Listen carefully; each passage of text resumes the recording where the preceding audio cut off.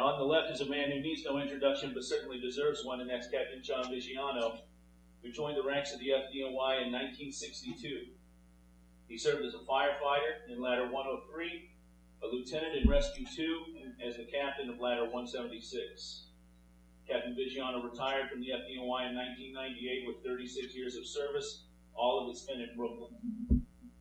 A lifelong student of the job, he was instrumental in the development of many operational procedures for FDNY Ladder and rescue companies. Captain Vigiano was a former sergeant in the United States Marine Corps. Prior to his enlistment in the United States Marines, he had enlisted in the New York National Guard at the age of 15.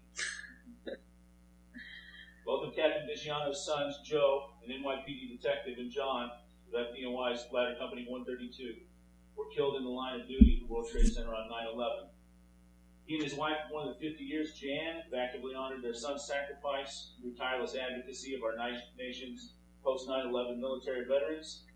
And Captain Vigiano serves as the senior mentor for the Leadership Under Fire team. It goes without saying, we're honored to have Captain Vigiano with us this evening.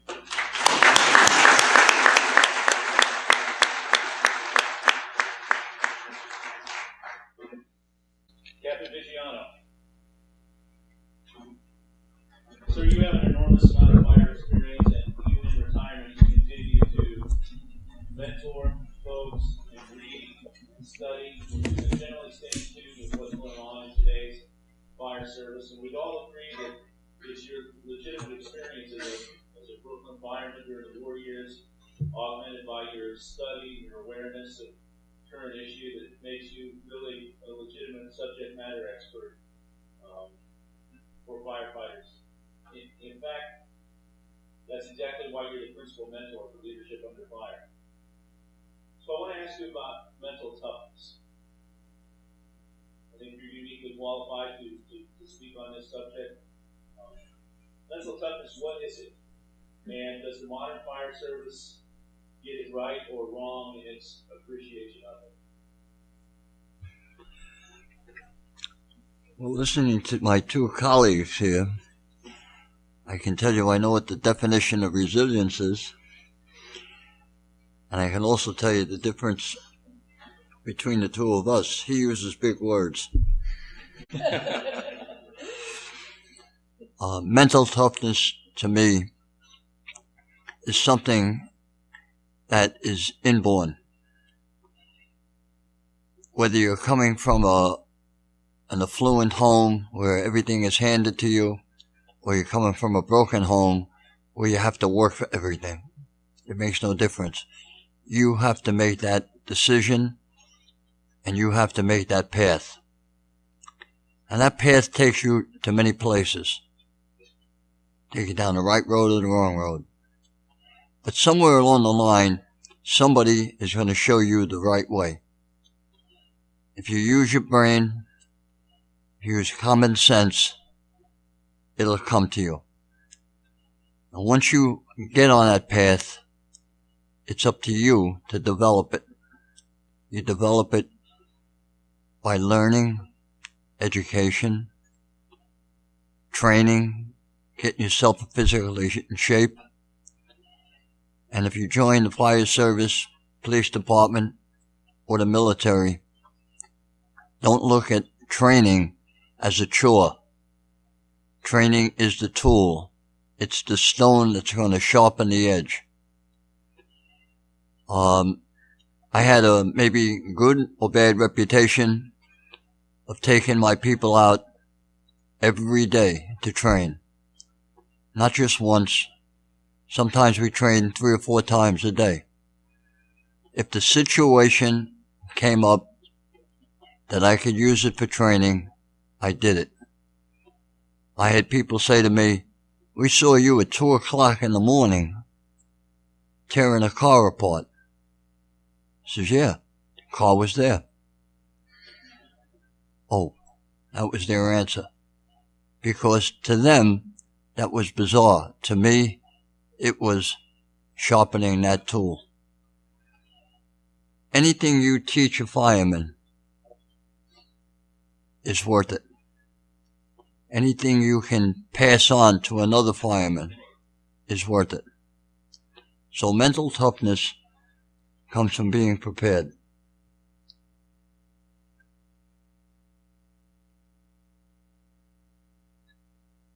Captain Vigiano, we've heard a lot from Jason today about accepting risk, learning to function in the midst of a high-risk environment. We considered the oath and the responsibilities of and the mission of firefighters in service to this community. And just recently in a class, I listened to a fire officer from a large fire department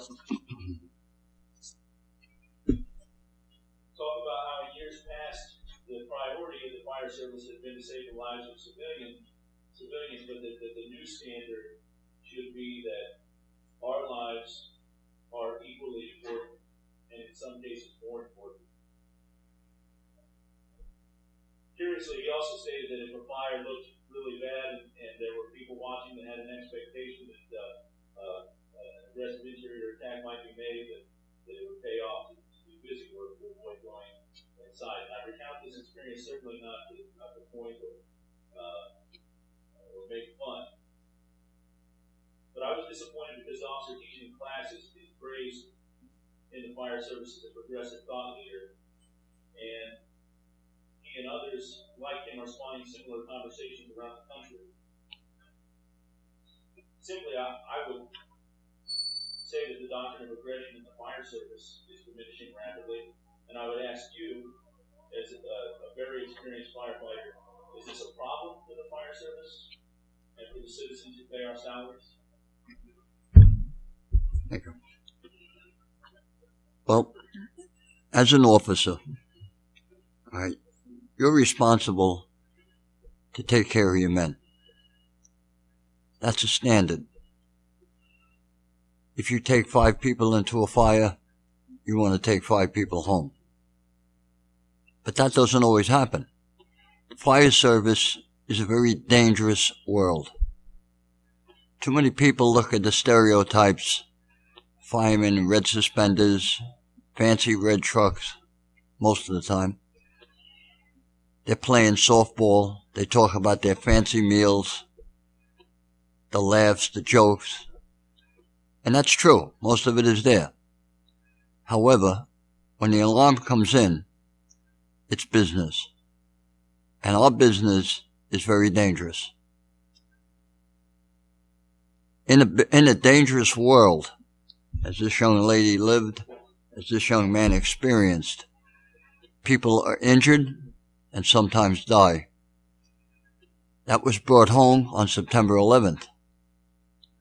343 men went to work. 343 men never came home. It's a dangerous world, the fire world.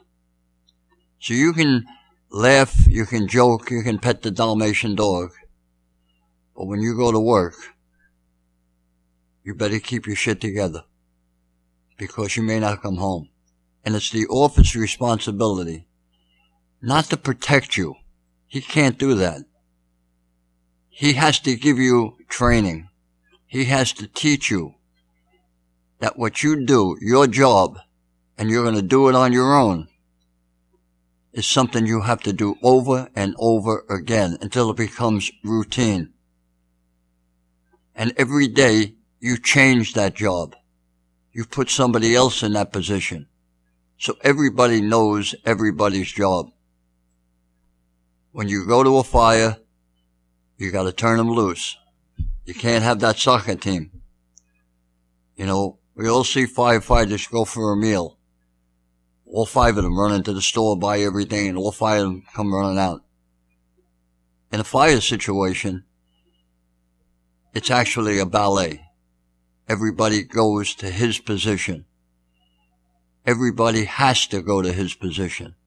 He has to cover that position so everybody else is protected. New York City has had a unique system for years. It didn't agree with the national standards because of terminology. But when you think about it, it's pretty similar. Just get rid of the verbiage. It's positioning. And more to it is trust. When you go to your position, you have to know and trust your men and the companies you're working with. There's nothing more dangerous than going above the fire. It's probably the worst job in the fire service. You have to trust that engine company that's maintaining that line at the door. The young captain here made a statement. He told his chauffeur, you can buy that line.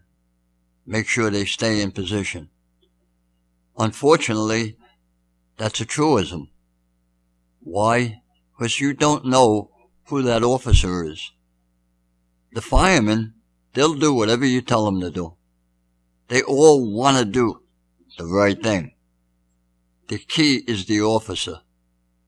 If the officer bails out, or panics, or starts to scream, it becomes contagious, and the firemen start to scream, and they start to scramble.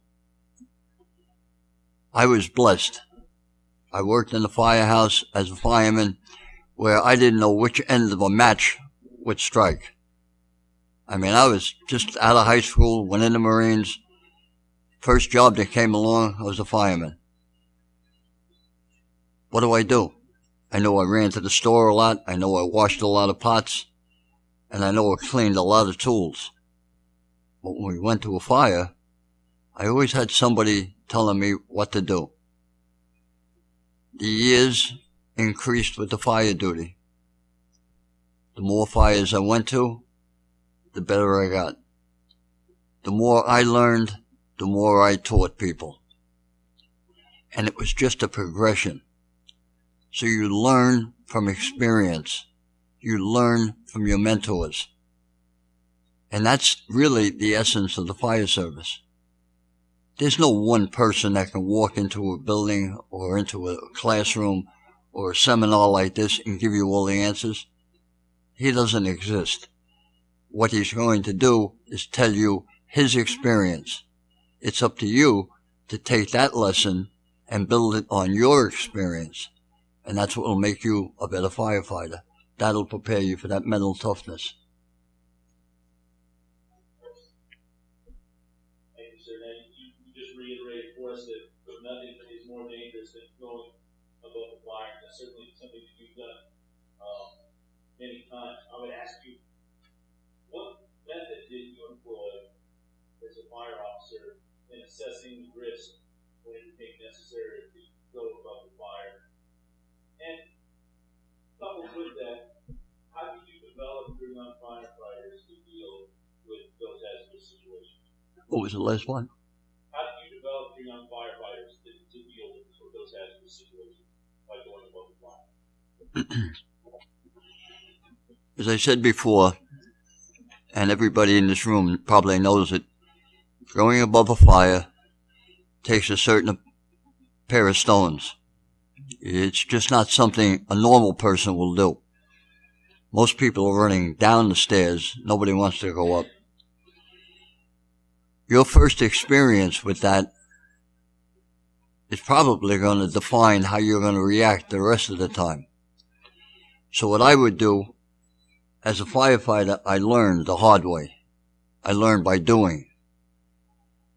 When I became an officer and I went to a rescue company, I had a different talent with me. I had the senior men of the job, the experienced men of the job. So I really didn't have to carry them. All I had to do is assign them. I knew the job would be done. But then I got promoted to captain, and I went back to the basics.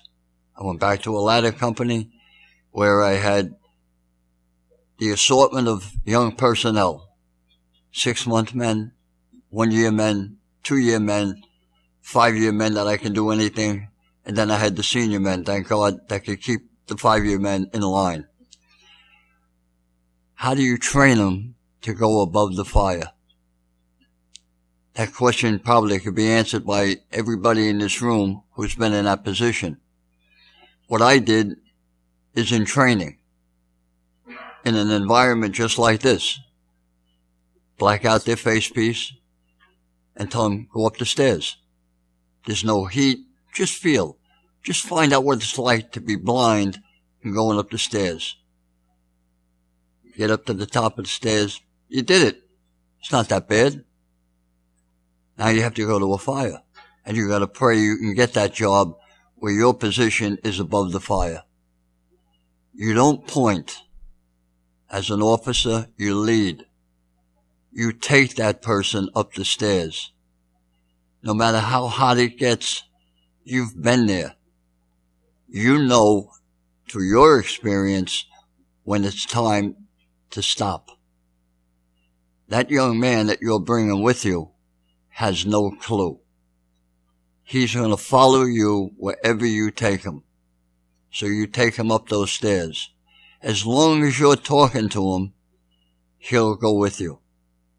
If you say to him, back out, he'll back out. If you say, let's go, keep going, he'll go with you. Once he finds out that you're not Superman, you're a mere mortal, and you went up into that hostile, hot environment, and he went with you, you've made him a firefighter. The next time you send him up those stairs, he's going to remember that. He's going to say, I did this already. I can do it again. He'll gain the experience, and then one day he'll go up those stairs and he can't make it. It's just too hot. His senses will kick in. He'll back down a few steps. He'll reassess it, and maybe he'll make another shot at it, or he made the right move. You don't go up there. Sometimes you just can't do it. But unless he's had that experience and you've taken him there, he'll never learn.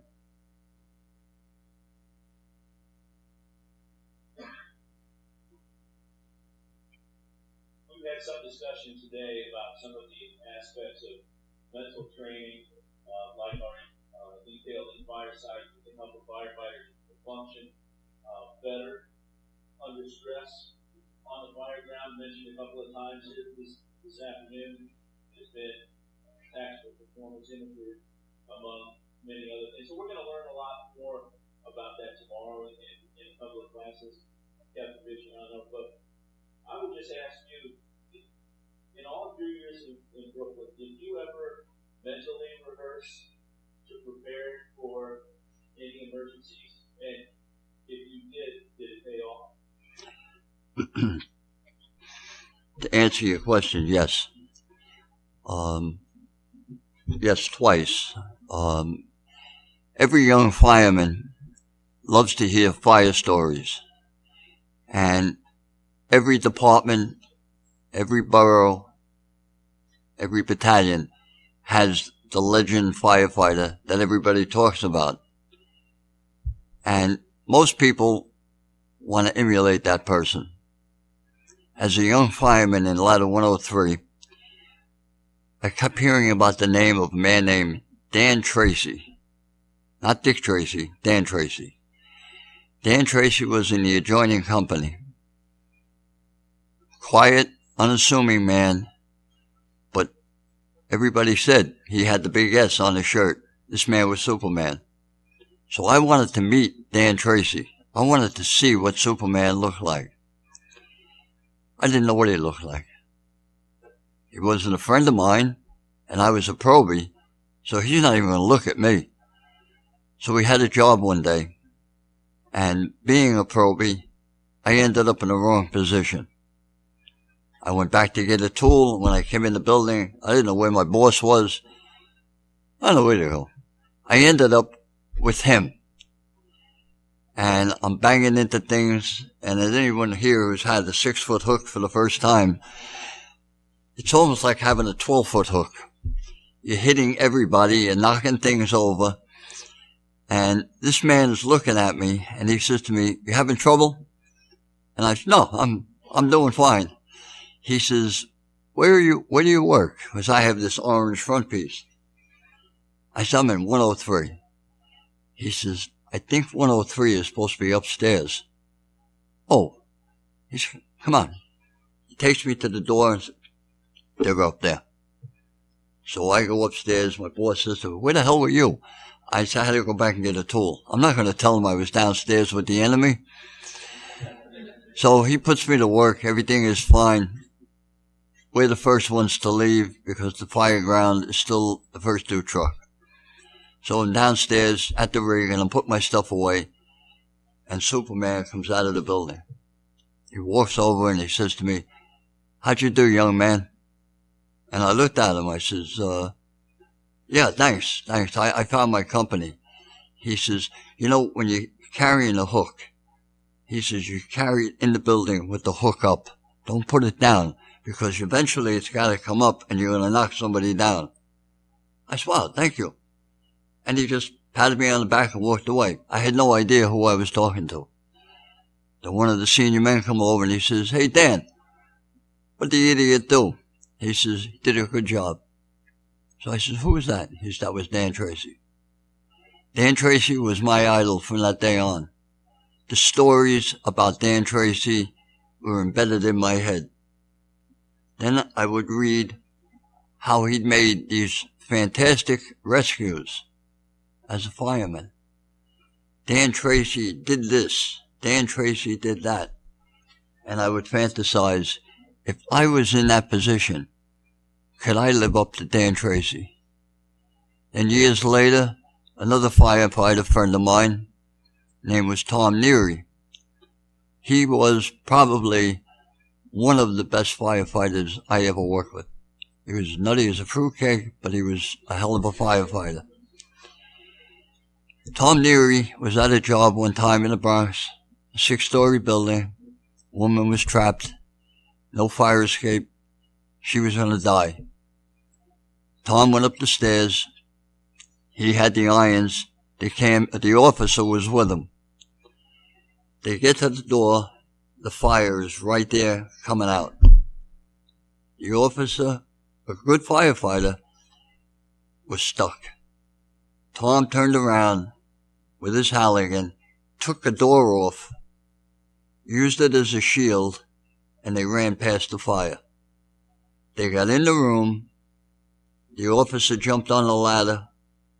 Tom threw the woman out onto the guy, to his officer, and as he was leaning out, he was burned up his back, his legs, and then he jumped on the ladder and came out.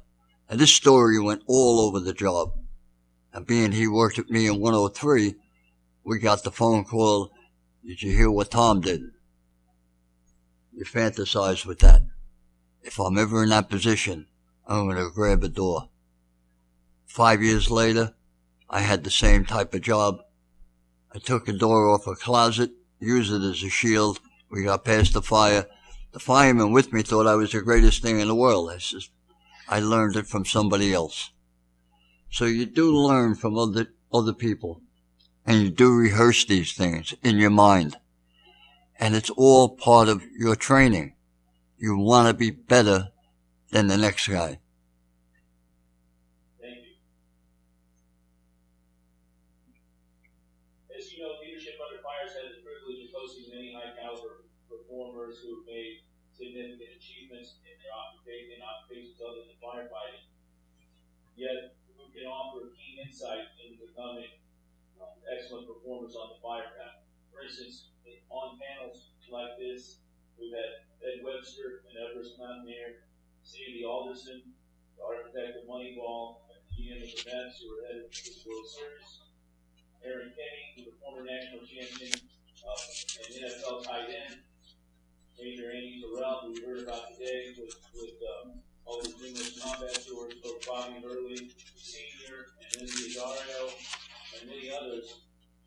Although as a team, we worked hard to explain the value in learning from these accomplished professionals and from reading books written by people like this Captain Vigiano, we still do encounter firefighters who think it was silly that we invited a man who climbed Everest without supplemental oxygen, or perhaps a woman who does high risk journalism, or really anybody who's not a firefighter. What do you have to say to everyone in this room regarding the value of looking outside our occupation, either in the books or by talking to people or hearing from people at panels such as this, about looking outside the occupation for personal challenges and professional development? I actually think it's a great concept. Firefighters are unique. They think they're the toughest, baddest, I can do anything type of people in the world.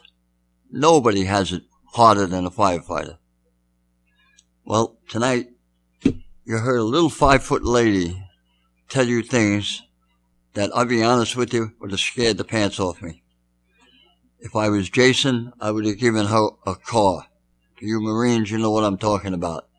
That's a combat action ribbon. The woman received fire. She lived under fire. She didn't return fire because she didn't have a weapon. Her weapon was a camera. But she had bigger stones than a lot of firemen that I ever met. People have all kinds of professions that we have no idea about.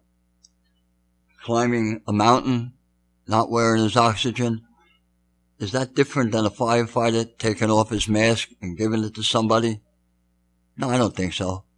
He did what he had to do. He knows what the risks are. A fireman knows the same thing. He knows the risk, and you have to take risks. You know, this country had a huge wake-up call on September 11th. Because most people were too old to remember Pearl Harbor. I mean, if you asked any students, they would say to you, Pearl Harbor, where's that? 9/11, the whole world knew what happened. This country became patriotic. Almost for 3 or 4 years, people flew their flag. They were grateful for our military. They loved first responders. But just like the administration in Washington, it changed. And now all of a sudden, why you have a flag up? Is it today a holiday? They don't even know. There's no patriotism. That same fireman that somebody alluded to before got a meal given to him by a stranger. Wouldn't happen today. If it does, it's a rarity. I've bought many a meal for a man in uniform, especially if he was there with his kids, that nobody knew that I did it. It wasn't a Peter Lewis steakhouse. What was it? $25 meal, $30 meal. It was my way of saying thank you. I could afford it. He's a GI. He's there with his wife, his kid. He's looking around. I felt good. I know he felt good, and the waiter felt good. But I didn't need the recognition. You don't get that today. People just don't want to do it. After 9/11, which was a bittersweet time, it brought the country together, but a lot of people paid a price, a huge price. And what's happened now, our government is cutting back our military. The VA is suffering. Veterans not getting what they should get. Patriotism, all you have to do is listen to the debates between the Republicans and the Democrats. You don't even know what country you're in. Then you hear these people, all they're interested in is, I want to get reelected. They're not looking out for you anymore. So, I'm not going into a political thing, but everything has changed. 13 years ago, 14 years ago, we were a nation. Today, the world is laughing at us. Hopefully, it'll turn. And it will. It'll change because of you. All these, I don't know what Jason called you, veterans, werewolves? That's an appropriate term.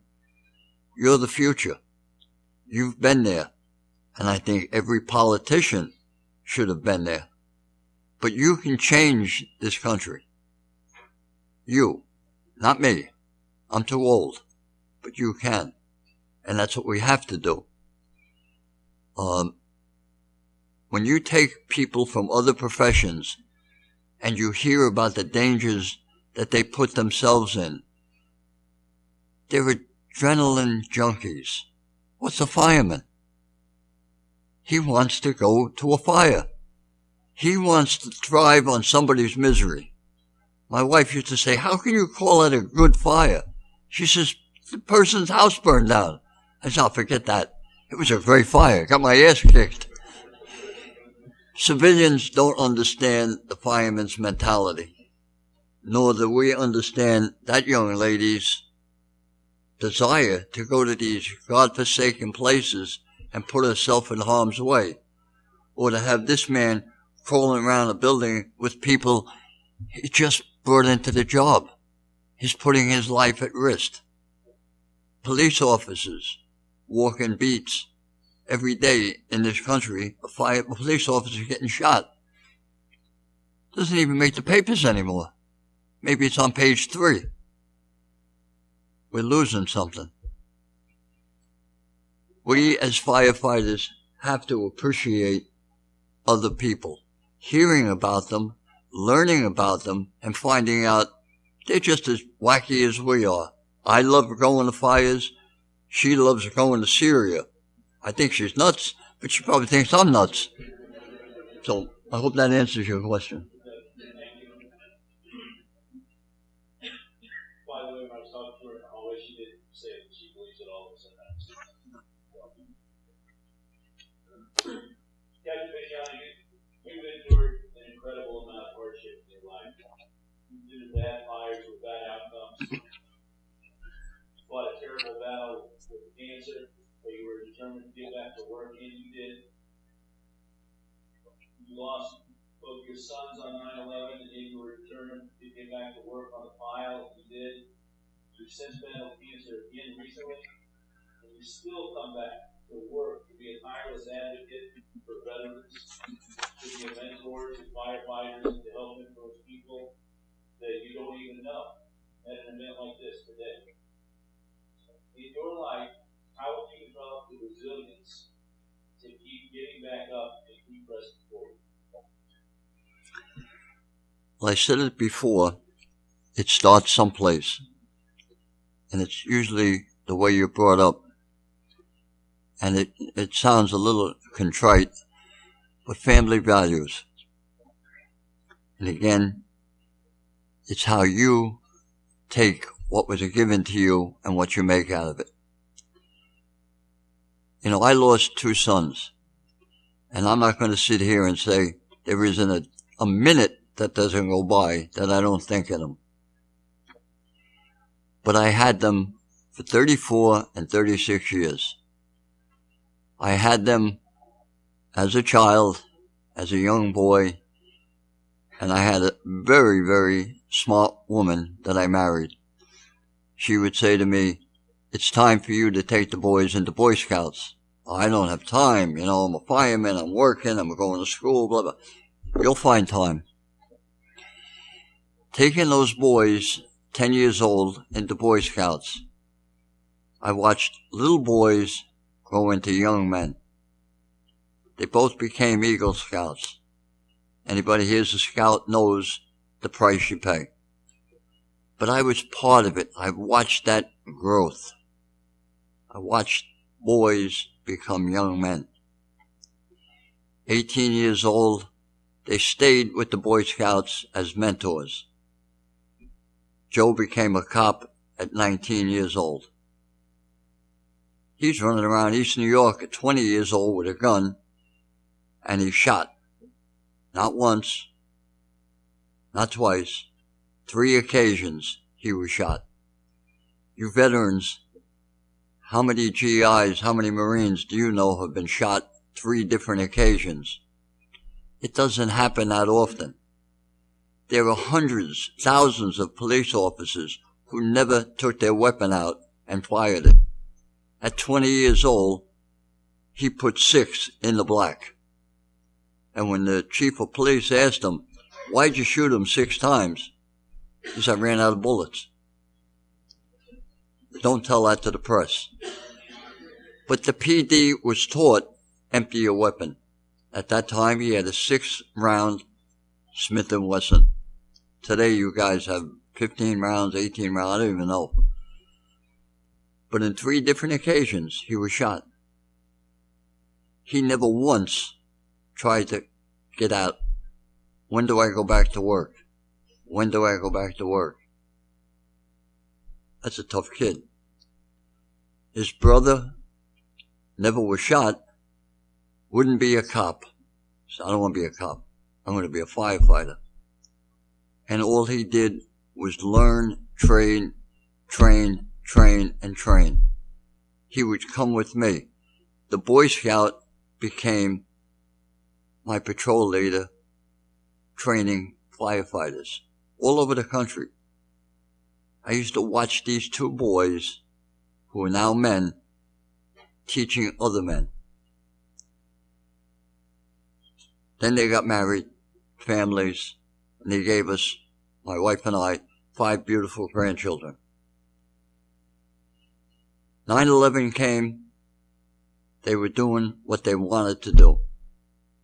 They were going to work to the biggest job in New York City. Nobody knew they were going to die. Joe called me right after the first plane hit. "Dad, put on the TV. It's a plane just hit the Trade Center." I said, "Joe, what was it, a Piper Cub?" He said, "I don't think so, Dad. I'm on the West Side Highway. There's a lot of smoke. I think it's bigger than a Piper Club." "Okay. Be safe. Love you. Love you." It's the last I ever heard from him. John called me. He was supposed to be off that day. Somebody called up, his kid was sick. John says, "I'll work for you." He went over to the Trade Center. One went in the North Tower, one went in the South Tower. The buildings come down. You lose your kids, you say the world is over. It could be. If I stood up here and I whimpered and I was crying, you people would start to get teary-eyed and say, he's an old fool. I cannot be any less than my sons. They were brave men. They lived a good life, short life, but a good life. My wife and I vowed that we would continue to do that.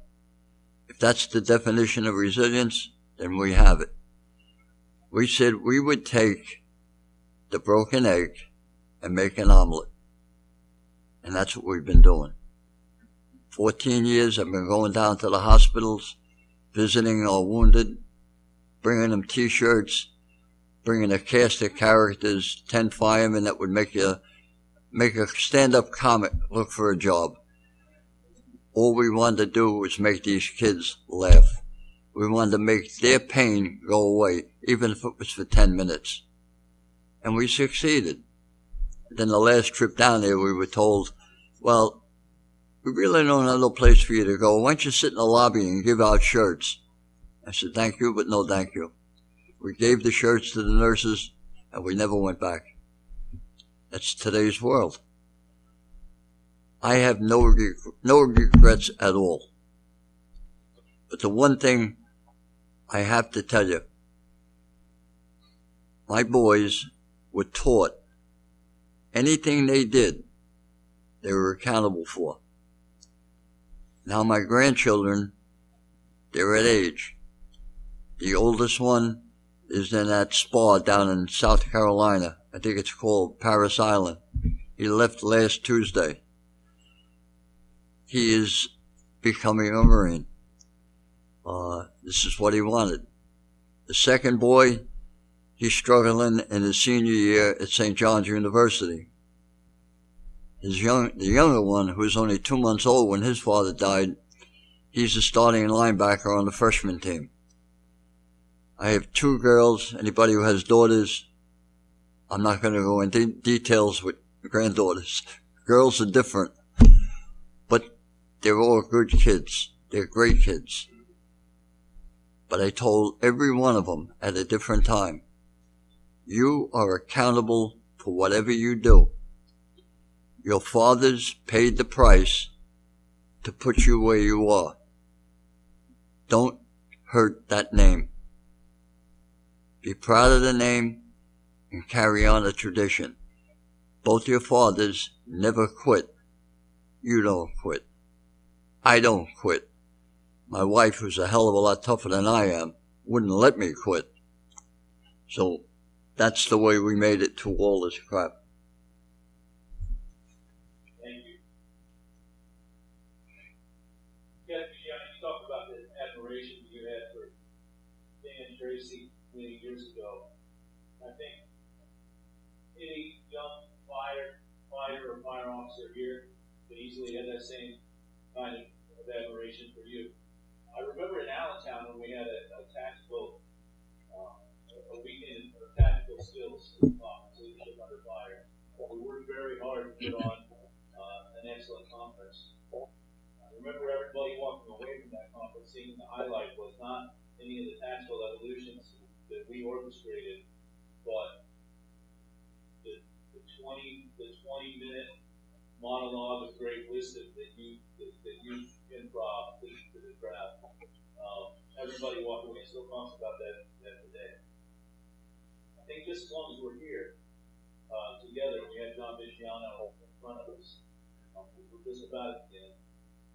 And I'd just like to give you the opportunity, sir, if there's any bit of wisdom or encouragement that you'd like to impart on the people here in the crowd, I'd just like to give you the stage. Well, about 2 weeks ago, I was with a bunch of young firemen, and they were complaining about some administration decisions in New York City.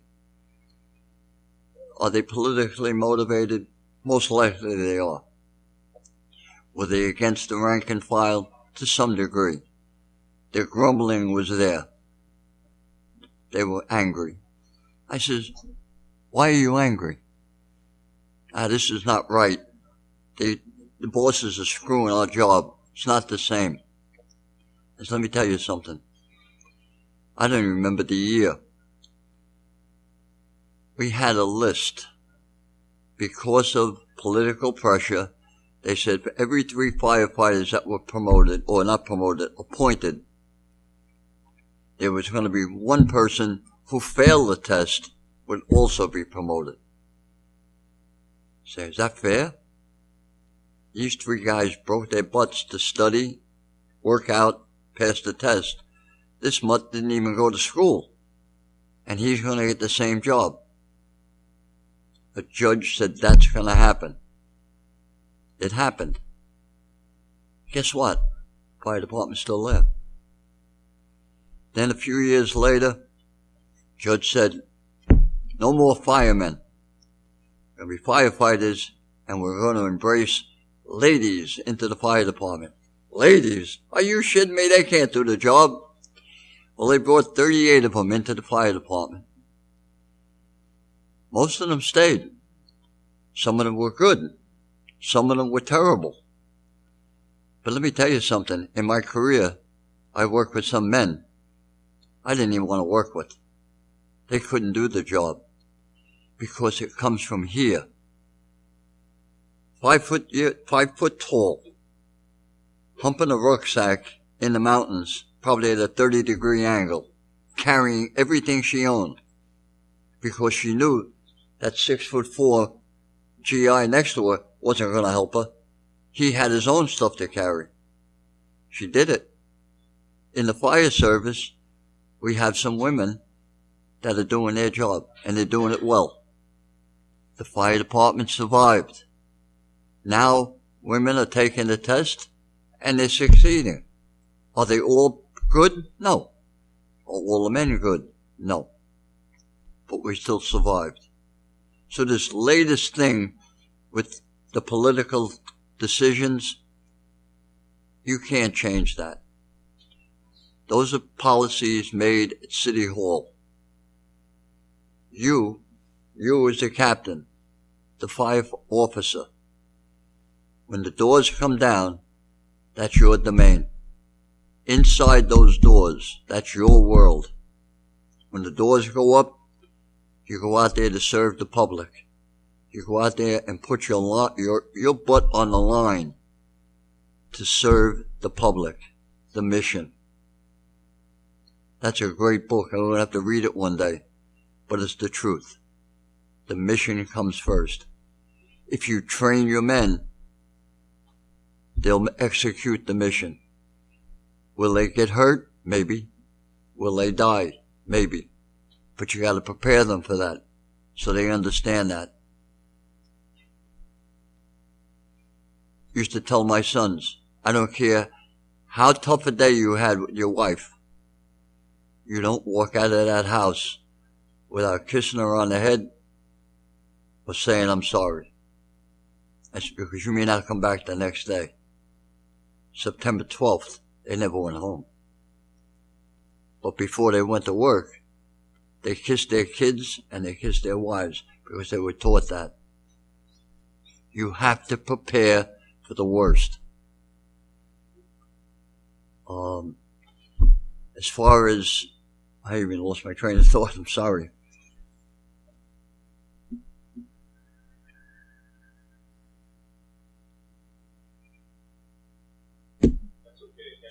No, I'll finish it.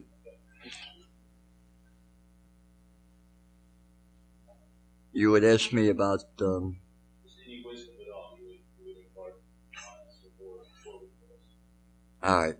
I don't want to beat it to death. The point I want to bring out is you can control most of the things that you do in the future. You are all in this room associated with probably, to me, the greatest job in the world. In 36 years, I went to work 5 days. 5 days. Those are days that are indelible in my heart and in my head. Example, the first time I found a dead child. I'll never forget that. I can close my eyes and see that child. That was a day of work. The day the fire department decided to strike, I hated it. I had to step out in the street with my brothers because I knew the next day we're going to be on that truck again.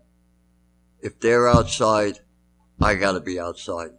I didn't like it, but I was out there. So what did we do? We loaded my car, because it was a station wagon, with 2 extinguishers, a bunch of tools, and our gear. And we followed the fire trucks to the boxes. If they needed us, we were volunteers. 5 hours later, the union pulled the strike. We all went back to work. The people that rode the truck, some of them did it for different reasons. I can't judge that. I did what I had to do. That was a day of work.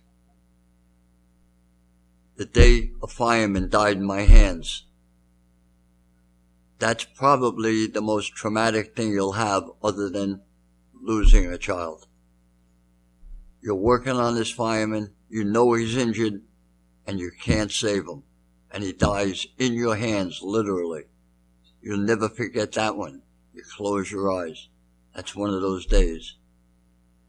So these are the type of things that you never forget. But how many people in your lifetime do you know went to work for 36 years and hated every day? Not me. I started at 6. I went to work at 3. I started at 9 in the morning. I was in the firehouse at 6 a.m. Bag of donuts, newspaper, and a cup of coffee. I couldn't wait to get there. That's a good job. If you call it a job, I call it a clubhouse. And most firemen know what I'm talking about. Well, thank you, sir. I know you don't come here for notoriety or for be recognized, but we don't say it flippantly, but you are a legend to us, and we're very honored to be able to hear from you this afternoon. So thank you for coming to the community to be on our panel. We sincerely appreciate it. Thank you.